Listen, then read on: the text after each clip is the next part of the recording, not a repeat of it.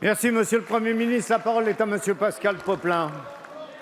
Merci, Monsieur le Président. Allez, on a Ma changé question de s'adresse question. à Monsieur le Premier ministre.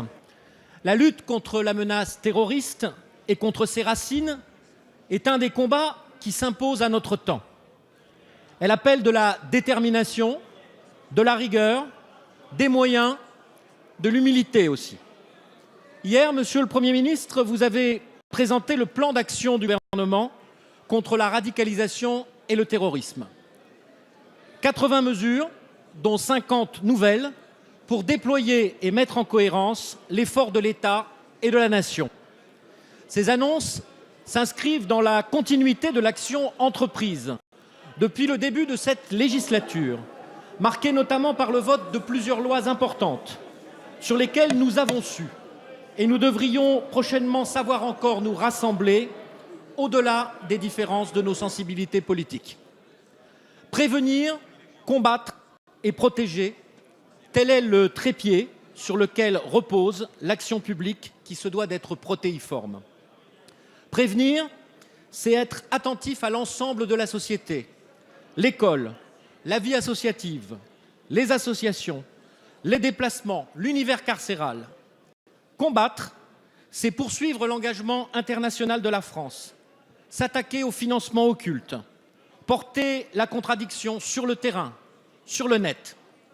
Protéger, c'est accroître notre vigilance à l'égard de tous les sites sensibles.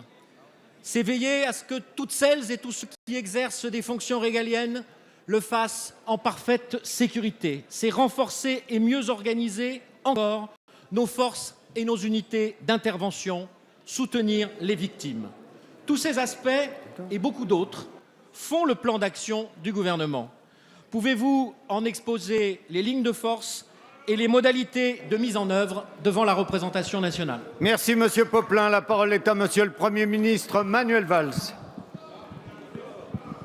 Monsieur Pascal Popelin, monsieur le député, vous l'avez rappelé, notre pays, comme beaucoup d'autres, fait face à une menace terroriste sans précédent.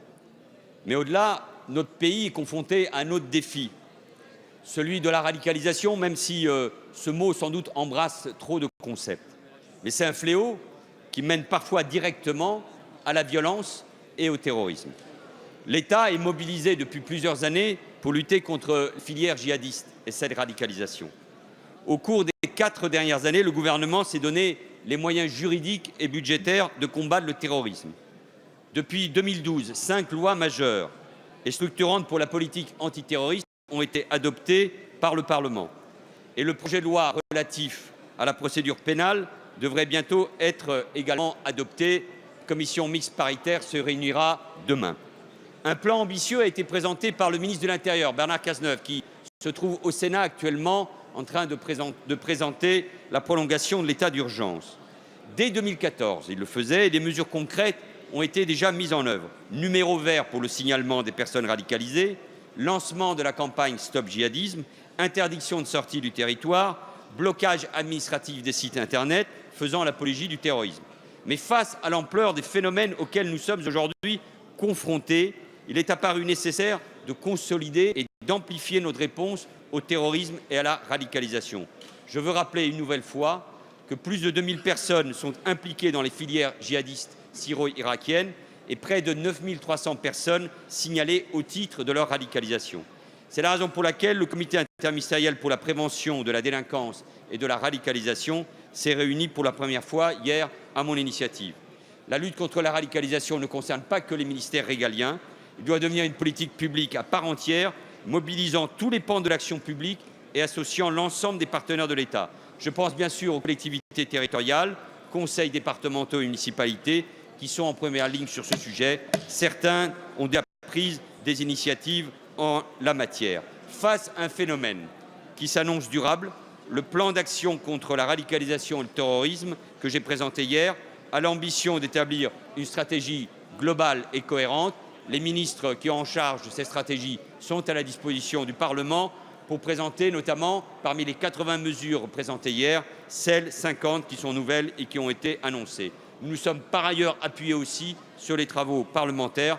Voilà, monsieur le député, cette mobilisation qui concerne l'éducation, qui concerne les travailleurs sociaux, qui concerne les collectivités territoriales, qui concerne la culture, parce qu'au fond, il s'agit bien de valeurs qu'il faut défendre. Merci, Monsieur le Premier ministre. La parole